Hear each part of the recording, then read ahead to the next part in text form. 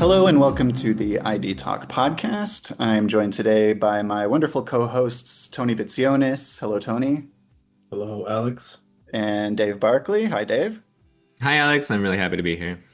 I'm delighted that you're here too. And we're also happy to welcome Guillaume Lefebvre from Thales. Guillaume is the VP of Civil Identity at Thales. Guillaume, welcome to the show. Thank you, Alex, and thank you for extending that invitation today. Yeah, we're really glad that you could join us. And before we get going, we have like a pretty important topic to get to. But before that, if you could just give us like a little bit of background about yourself and how you came to this role. Certainly, Alex. As you mentioned, I'm the vice president for the identity business within Thales. Thales is a technology group operating in three industries, essentially, defense, aerospace, and cybersecurity. Identity belongs to the cybersecurity arm of the business. About myself, I've been working for the private sectors for the last 25 years, and across the three different industries. I started with professional broadcasting, then move on to aerospace, and for the last 10 years, working in identity and identity management. Interestingly, I've had the opportunity to work, today stationed in Paris, but had the opportunity to work out of Singapore and Beijing that, give me sort of different perspective on the way of the word business, let's put it that way. Yeah, I mean that's always a good sign when somebody is well traveled and has spent time in different cultures, especially for like, a global company like Thales. So that's great. And so just going, I mentioned before that we have an important topic. We're talking for International Identity Day, and it's a topic that I think, the average person doesn't really spend a lot of time thinking about because it's more of like a government policy level issue. Normally, you carry your driver's license around or whatever, and you're like, yeah, I've got my ID, all is well. But we do have some information here that kind of illustrates the problem. So there was a report from UNICEF recently that actually showed progress. There's over 500 million more children under the age of 5 that have had their births registered over the past 5 years. So a sign that more governments are actually implementing ID systems and registering who's in their country. But then we also have stats here from a recent United Nations e-government survey. 1.73 billion people still living in countries below the global average in digital government development. So that means people living in countries where they have limited access to digital infrastructure and online services and resources, and that can also often mean identity. With all that in mind and kind of like how consequential this is, how are you thinking about like Digital Identity Day, its importance, why we should be talking about this issue? Hmm. It's a good question, Alex. As you rightly pointed out, we probably, because we are lucky and probably born in the right part of the world, we don't think of it, and we believe that's something we take for granted. And this is why is identity, why identity is important is because identity is the foundation of a vibrant society and an healthy economy. By proving who you are, you can exercise your rights. You go to school, you vote, you access the healthcare system, you take part in the economy, you open a bank account, you run a business. And International ID Day is an important reminder that something many of us take for granted, which is essentially, owning an official identity, is still not a reality for close to 1 billion people around the world. And by the way, in your day-to-day life, and even if you don't think about it that way, having a legal identity isn't just about holding a document. It's your gateway to your everyday life. and without it, you become almost invisible to society and the institutions that run it.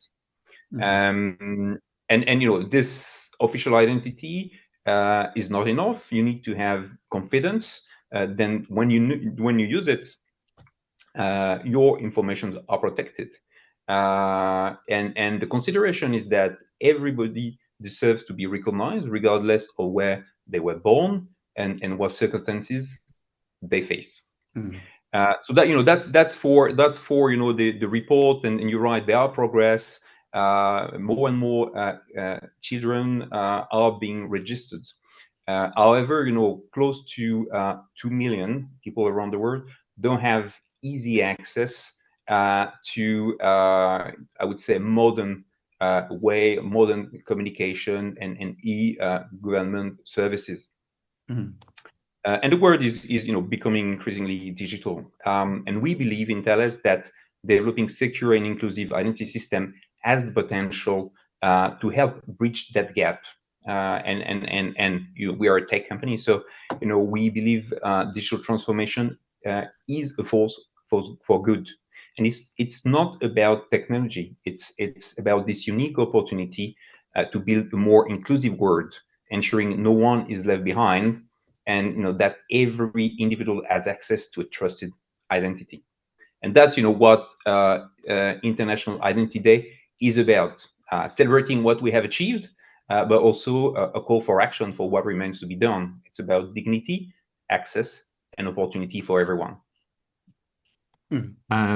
Guillaume, you mentioned confidence that people have in identity, and also trust, which I know is a big word for Thales. For you, what does having a trusted identity mean?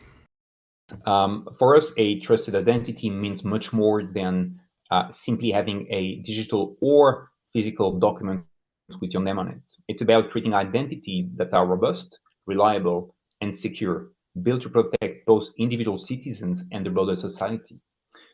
From the citizen point of view, a trusted identity helps to prove who you are safely and easily. This protects you from identity theft and fraud. It also ensures your personal data are kept confidential, handled with care, and used only with your consent. A trusted identity is a strategic asset. It protects national sovereignties. It supports rightful access to essential services like healthcare and education, and helps to keep borders safe. This is why initiatives like International Identity Day are so important. They highlight that trust in identity is not just a technology question. It's essential for protecting people, their rights, and society as a whole. And this especially at a time where cyber threat and geopolitical tensions are constantly rising. Guillaume, on the topic of cyber threats, I mean, it's kind of impossible to ignore the fact, not just for us because we're in the industry, but anybody who's online at all today, that they're rising. And I think it's something like $2 billion in the US alone in 2024 was attributed to cyber threats. So I guess the question I have for you is, what how do identity systems stay secure every day in the face of these rising threats? Cyber threat, it's I would say, is the beginning, and as more of your life goes online, I would say the greater the exposure. So the $2 billion dollar that you mentioned in impact last year is probably first underestimated, and it's just the beginning. So securing identity system every day is critical, as cyber threat and identity thieves will continue to rise. So to make the system robust, we leverage real-time data. When user information changes, updates and credential revocation happens, which helps to prevent fraud across multiple services. However, protection is more than speed. It requires 24/7 cybersecurity, including constant monitoring for vulnerabilities and automated detection of attack for swift responses. Obviously, advanced technologies play a growing role in keeping identity safe. And I think, probably three, I would say, mega trend in technology that we use, I would say almost constantly in our processes. Perhaps starting with biometrics, and we have the opportunity to talk about it. This is what makes you unique, the biomarker that makes you unique, and that we use to create identity, that turn your identity into secure and irrefutable proof of rights. We're also leveraging the advances in artificial intelligence to enable automating identity verification, enhancing fraud detection, which again, as more and more transaction goes online, is of massive scale, and all the while preserving a seamless user experience. Finally, and that may sound a bit of a technical topic, we invest a lot of time and money on post-quantum cryptography. And again, this is a bit technical, but post-quantum is just the next generation of computer that will be able to crack very easily all the encryption system that we use today to protect your personal data within the identity document. So this is essential to make available today technology that will potentially, when those quantum computers will be available, will be able to prevent an attack on your document. So that makes us available today to provide a technology on a document that is issued in 2025 that could still resist an attack in 2035. If you take a 10-year life cycle for the document. And in Thales, we have developed what we believe is, I would say, an extremely responsible approach to those technology, and define what a framework that we call the true framework. And the true stands for transparent. What's happening, understandable. You can explain the conclusion and how you got to the decision you took, and ethical. So we are always putting the user at the heart of what we do, and we strictly comply with international regulation. So protecting identity today and tomorrow requires a combination of continuous vigilance on how the transaction and the technology evolve, and strong encryption, which is essential to protect citizens, their identity today, but also tomorrow. Yeah, that all definitely makes sense and tracks with a lot of the stuff that we hear in our jobs and the conversations that we have on this show. I also wanted to ask you, you mentioned trusted identities. Can you talk about the process of creating an identity and maybe give us a few examples? Right. Again, that's, I think Alex starting the show by saying, it's we have a driving license. Creating a trusted identity is not just about issuing a document. It started at the very beginning with something we call the root identity. That's the foundational step where a person core identity is established based on reliable and durable data, often using secure biomarkers like fingerprints, face, or irises. That's again, that's what the industry calls biometrics, essentially. The root identity must be unique, verifiable, and most importantly, impossible to alter, spoof, or steal.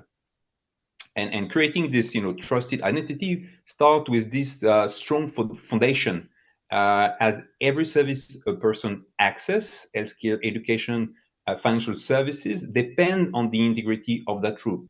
If this is compromised, everything else built on top is at risk. However, we trust that inclusion is as important as security. Everyone, no matter where they live, what are their life circumstances, should be able to enroll and benefit from the same trust. Yeah, and can you maybe give a practical example of a trusted identity that's been created? Certainly, again, as I said, we are probably lucky and have the ability, to get to a I don't know, post office, police station to get enrolled, but that's not true. in other part of the world. And there was a great example coming from the Philippines. Philippines is a country where you have probably in excess of 110 million inhabitants, but they live over 7,000 islands. So, in those situations, getting everyone registered could seem impossible. To overcome those challenges, the Filipino government commissioned and used ruggedized portable biometric kits, built to be tough, handling water, shocks, vibration. And they then rely on various modes of transportation, cars, water taxis, motorbikes, to access every part of the country and ensure that every citizen could be enrolled. In total, that's 8,000 of those kits that were deployed. And, that's the kind of commitment that shows the lengths we can and should go to make identity truly accessible and inclusive for all. I like that story. Once we've kind of done the root identity part, where we've given everyone kits through motorbikes in the Philippines case. Where do you go from there? How do you build a trusted identity that's truly secure?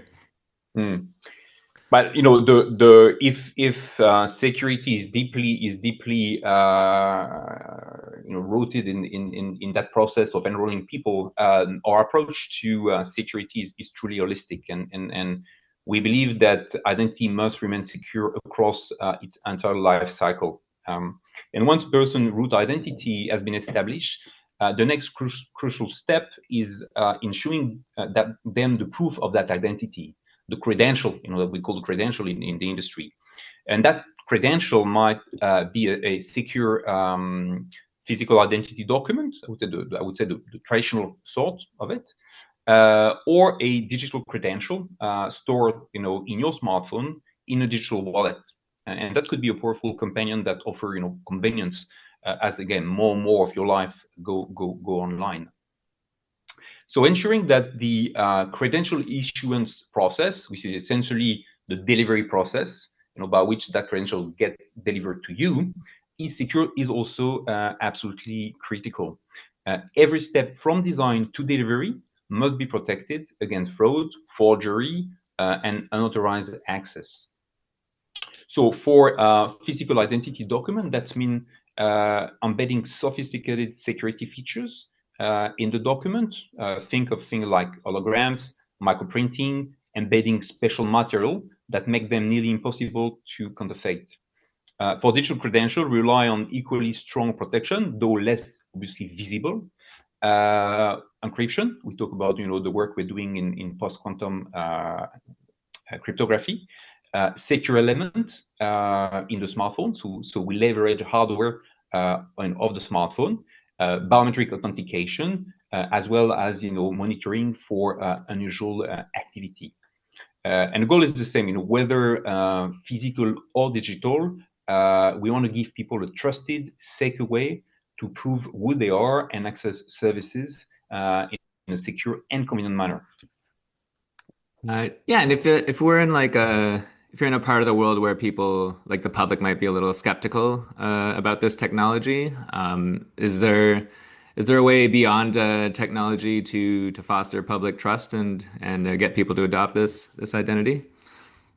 No, as a technology leader and working in a technology company, Dave, I'd like to tell you yes. However, technology is not always perceived as this force for good that I was describing. So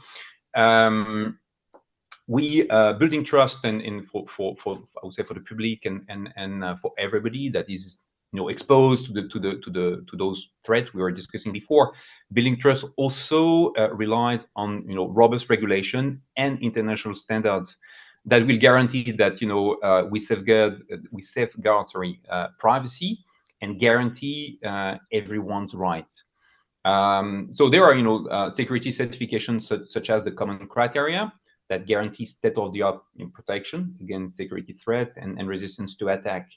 There are regulations like Europe's GDPR that sets strict rules on how personal data can be collected, processed, and stored, ensuring that citizens remain in control of their personal information. And again, regulation is not only putting constraints on business. There is an upcoming regulation in Europe that's shaping the future of digital identity for the continent, and that provides a legal framework for secure, interoperable digital identities and trust services across all EU member states.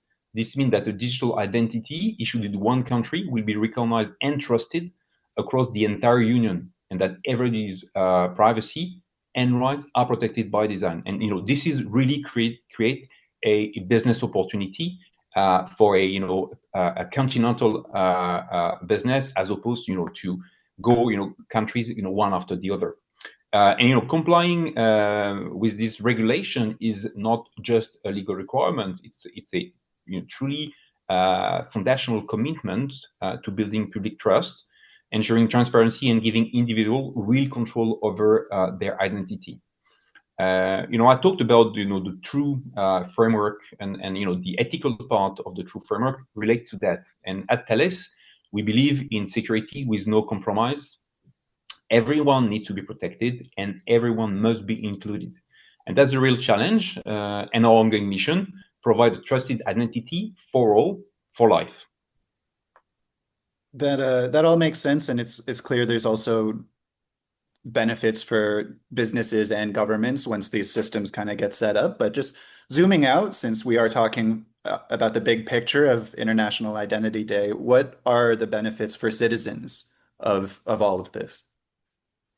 I personally trust that modern and robust identity system offer real benefits, tangible benefits for the citizen. The first element is to foster trust, and this comes with the guarantee that your data are protected and that protected by the system by design, and that you are in control of your data. So there was a great example in Queensland, in Australia. The individuals have the control over their identity data thanks to an application called the Digital License App that is being provided by the state. Take an example: you want to buy a controlled substance over the internet. So to prove your age, you can just share the over 18 information without typically revealing your date of birth, address, or driving information. So again, you know that your data are protected, and you're in control of what is being shared and the intended use. That's one. Second is greater convenience. We believe that makes access to services faster and simpler for the service. And we've been working with the